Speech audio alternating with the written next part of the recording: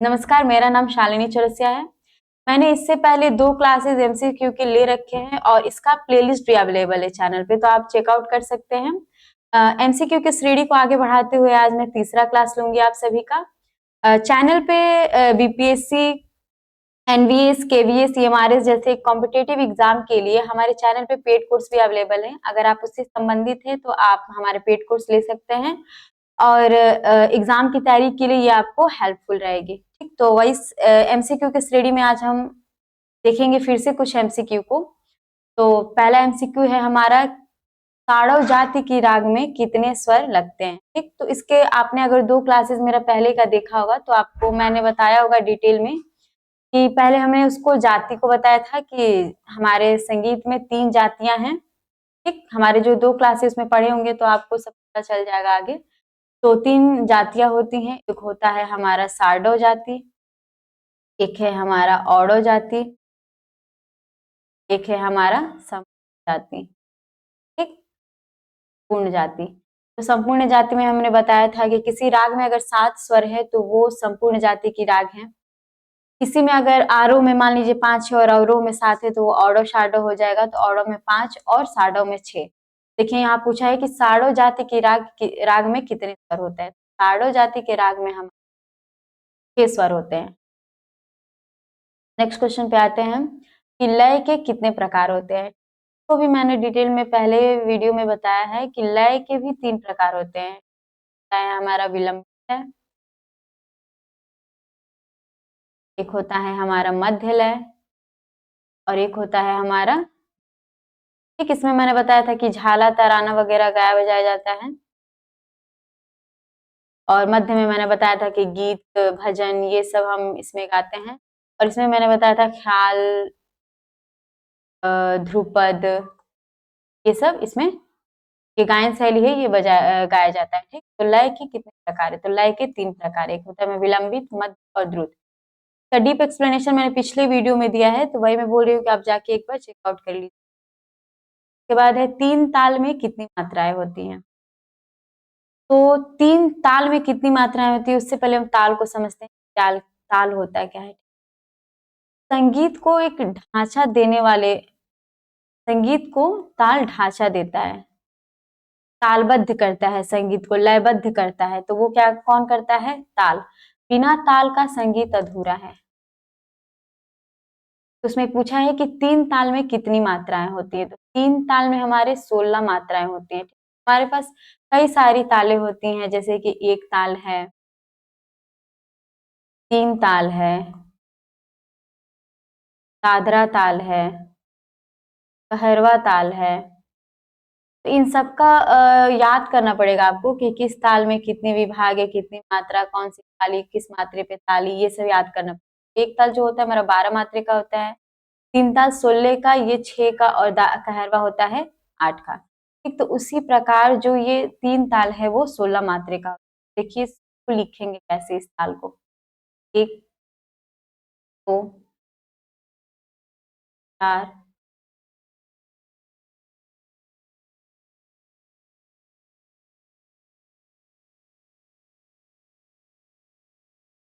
ये जो है हमारे 16 मात्रा हो गई। ठीक, अब बताते हैं किसको लिखते कैसे। अब 3 ताल का जो बोल है वो कैसा है। 3 ताल का जो बोल है वो है धा,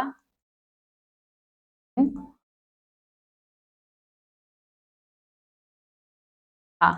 ठीक, फिर धा,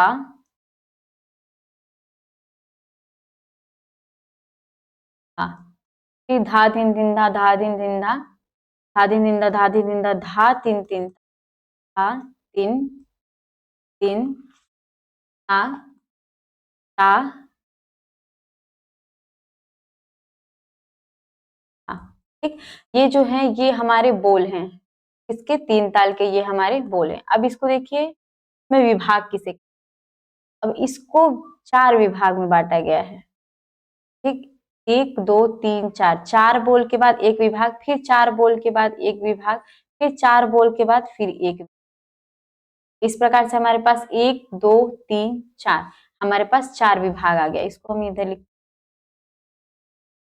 तीन ताल में कितने विभाग होते हैं? 4 विभाग होते हैं। प्रत्येक विभाग में 4-4 बोल होते हैं। अब इस चीज को समझिए कि प्रत्येक विभाग में 4-4 बोल है और 4 विभाग है, तो इसका मतलब ये है संपद ताल कहते हैं। ताल पर जिसका विभाग और बोल बराबर हो उसको संपद ताल कहते हैं। अब आते हैं, ये समझ गए। अब इसमें देखिए हम ताली खाली को पहचानेंगे। तो पहला जो है हमारा सम होता है, मतलब कि पहली ताली को हम सम कहते हैं। सम कहते हैं और सम का चिन्ह क्या होता है? एक्स। उसके बाद हमारी दूसरी ताली है 5वीं मात्रे पे और 9वीं मात्रे पे हमारी खाली है और 13वीं मात्रे पे यहाँ पे तीसरी ताली है। तो हम पहले इसको देखेंगे, फिर हम इसको देखेंगे ताली किस किस मात्रे पे है ताल में। ठीक, 3 ताल में ताली है पहली मात्रे पे, 5वीं मात्रे पे और 13वीं मात्रे पे। फिर देखेंगे खाली कितने, तो खाली जो है वो 3 ताल में खाली 9वीं मात्रा पे है। ठीक, 9वीं मात्रा पे खाली है। खाली को ऐसे दर्शाते हैं, खाली को ऐसे। तो देख सकते हैं 3 ताल में कितनी मात्राएं होती हैं? 16 मात्राएं होती हैं। ठीक, ताली खाली ये सब हमको समझा दिए हैं, विभाग बता दिए हैं। ये बोल होता है, सब ताल का बोल अलग अलग होता है, उसको याद करना। ये हो गया हमारी पहली ताली को सम कहेंगे, ये दूसरी ताली, ये खाली और ये तीसरी। अब देखिए कि खाली को कैसे दर्शाएंगे। मान लीजिए हम बजाते हैं ताली मार के, हाँ हाँ हाँ हाँ। तो अब फिर 9वीं मात्रे पे खाली है, तो 9वीं मात्रे को हम इस तरह हाथ से ऐसे करके दर्शा देंगे। तो 9वीं मात्रे को हम ऐसे खोल के दर्शाएंगे हाथ, यहाँ पे ताली नहीं मारेंगे। ठीक, तो ऐसे ही खाली को दर्शाया जाता है। ठीक, तो 16 मात्रा का होता है, 3 ताल बता दी। और ये भी कुछ देखिए, ताल एक ताल जो होता है वो 12 मात्रा और 4 ताल भी 12 मात्रा का होता है। फिर से जो झप ताल है, झप ताल जो होता है हमारा वो 10 मात्रा का होता है। कारवा 8, दादरा 6, 3 ताल 16। ठीक, तो नेक्स्ट क्वेश्चन देखते हैं, 10 मात्रा की ताल कौन सी है? तो अभी मैंने नेक्स्ट क्वेश्चन पिछले क्वेश्चन में बताया कि 3 ताल में 16 मात्रा होता है, दादरा में हमारा 6 मात्रा होता है, कारवा में हमारा 8 मात्रा होता है, अब ताल में हमारा 10 मात्रा होता है। ठीक, 10 मात्रा होता है इसमें। अब इसको कैसे लिखेंगे? एक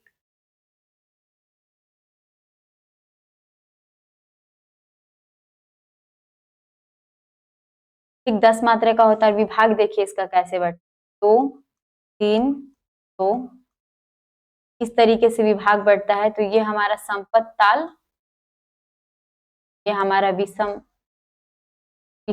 पदी ताल है। ठीक, विषम पदी ताल है ये हमारा। तो इसमें हमारा क्या विभाग? 2 का पता है। देखिए तो 2 का 1 2 3 ये, फिर 2।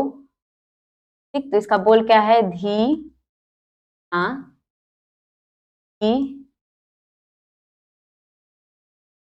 ती, हाँ, ई।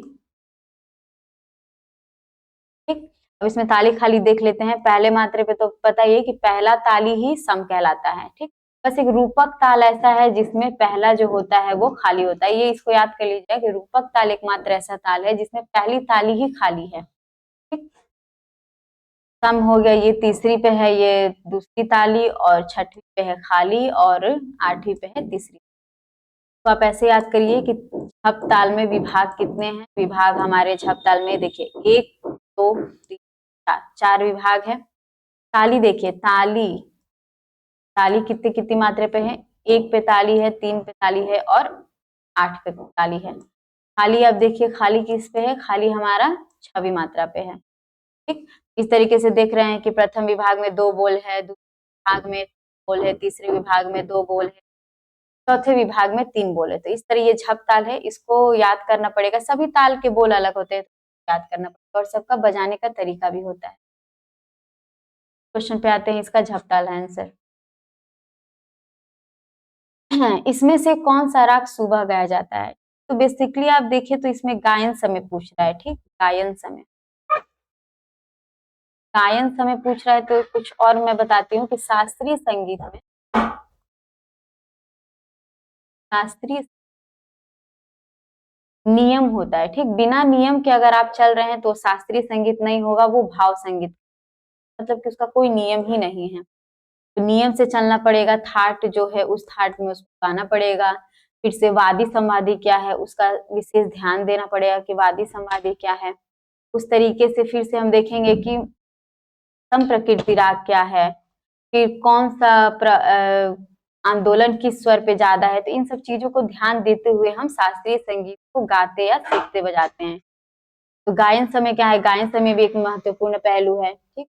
तो देखते हैं कि भैरव राग सुबह में कौन सा गाते हैं हम, भैरव राग को गाते हैं, ठीक। अब बिहाग का पूछेंगे, बिहाग का जो गायन समय है वो है रात का, इसको आप लिख लीजिएगा, रात के पहले प्रहर में, रात के पहले प्रहर में मतलब प्रथम प्रहर में, ठीक। इसी तरह यमन को आप जानते हैं कि रात्रि के प्रथम प्रहर में इसको गाते हैं, प्रथम प्रहर में को गाते हैं।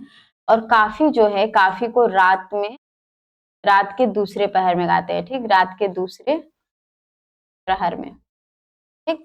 काफी में ग और नी कोमल लगता है, मैंने पिछले वीडियो में बताया होगा। यमन में म तीव्र लगता है, भैरव में रे और ध लगता है। गायन समय इसका क्या है, रात राग सुबह गाया जाता है, ठीक। अब नेक्स्ट क्वेश्चन पे आते हैं कि राग भैरव में कौन कौन से स्वर कोमल लगते हैं। मैंने आपको जब थाट के विषय में अगर कोई एमसीक्यू आया होगा तो पीछे मैंने बताया होगा 10 थाट का नाम लिख के, और फिर इसमें कौन कौन से स्वर लगता है ये भी मैंने बताया होगा, ठीक। तो वैसे ही भैरव थाट है, भैरव थाट, भैरव थाट में रे और हा कोमल लगता है। ऐसे लिखेंगे सा प प ह सा। तो सा रे ग म प ध नि सा, सारे देखिए इसमें रे कोमल लगेगा और धा कोमल लगेगा, ठीक। वही भैरवी में कैसे हो जाता है, भैरवी राग में कैसे हो जाता है, भैरवी थाट में सा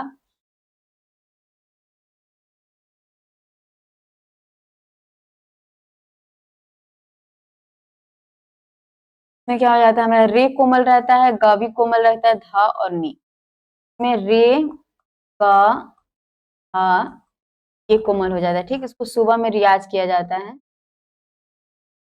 इसमें देखिए कहा जाता है कि इसमें 12 स्वर लगता है, तो इसको सुबह में रियाज करते हैं ताकि सभी स्वर सद जाए, ठीक। 10 था ये हमने बता दिया है। इसका आंसर क्या है कि राग भैरव में रे और ध कोमल लगता है। नेक्स्ट आते हैं क्वेश्चन पे कि आश्रय राग कितने माने गए हैं, ठीक।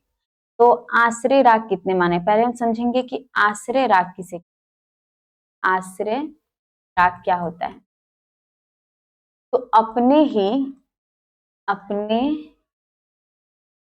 आठ पन राग की आश्रय राग गाता है, गाता, ठीक। अपने ही थाट से अगर जो राग जन्य है वही आश्रय राग कहलाएगा उस थाट का। तो हमारे हिंदुस्तानी संगीत में कितने थाट हैं, 10 थाट हैं, ठीक। यही 10 थाट के अपने 10 राग होंगे, तो यही राग जब अपने थाट से जन्मा है तो यही 10 थाट हमारे आश्रय राग कहलाएंगे, ठीक। ये हमारा थाट है, इसी 10 थाट से 10 राग आए हैं, और यही जब राग अपने थाट से जन्म ले लिया है तो वही हमारा आश्रय राग कहलाएगा। तो 10 थाट और 10 आश्रय राग, आश्रय राग कितने हैं, 10 है हमारे, ठीक। नेक्स्ट पे आते हैं। आई होप आप लोगों को समझ, नहीं समझ में आएगा तो आप एक बार हम बता दीजिएगा। हिंदुस्तानी संगीत पद्धति में खाली को कैसे दर्शाते हैं, ठीक। ये पिछले वाले एमसीक्यू में मैंने ताल वाले में बताया होगा कि देखिए खाली को हम दर्शाते हैं, देखिए खाली, खाली को ऐसे दर्शाते हैं। सम को मैंने बताया होगा, सम को देखिए, सम को ऐसे दर्शाते हैं। हिंदुस्तानी संगीत पद्धति में खाली को कैसे दर्शाते हैं, हिंदुस्तानी संगीत पद्धति में खाली को जीरो से और सम को चिन्ह से, और अगर कोई ताली हो तो उसको 1 2 जैसे, ठीक। पहली ताली ही सम कहलाती है, कहलाती है, फिर है खाली, और ये है हमारा सम। संगीत किसे कहते हैं? ठीक, संगीत किसे कहते हैं? गीतम, वाद्यम, नृत्यम, त्रयम, गीत,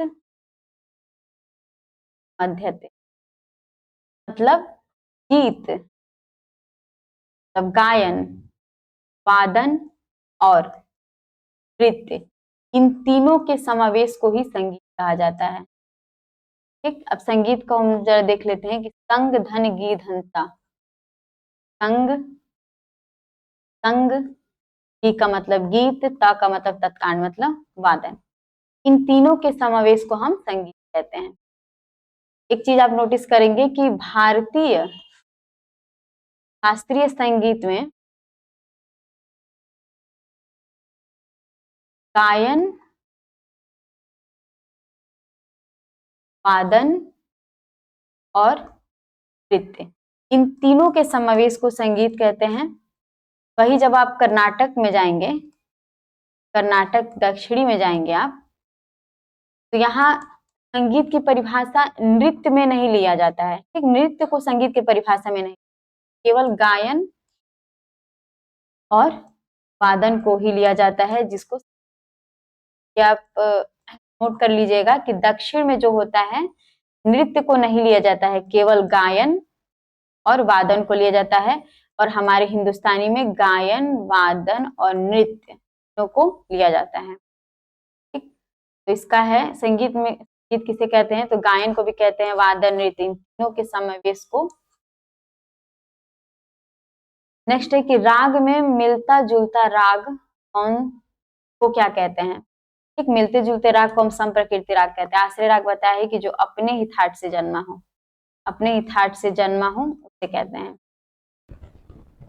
नमस्कार मित्रों, आगे की जो क्वेश्चंस है ना, उनमें वॉइस नहीं आ पाई है, लेकिन परेशान नहीं होना है। सिर्फ 4 ही क्वेश्चंस हैं, तो आप सब पूरे क्वेश्चंस को कंप्लीट करके ही जाएं और देखेंगे, चीज़ों को समझेंगे तो समझ में आएगा। एक्सप्लेन करके सारी चीज़ें समझाई गई हैं, बट माइक का बैटरी लो हो गया था, उस वजह से जो है 4 क्वेश्चंस में वॉइस नहीं आ पाई है।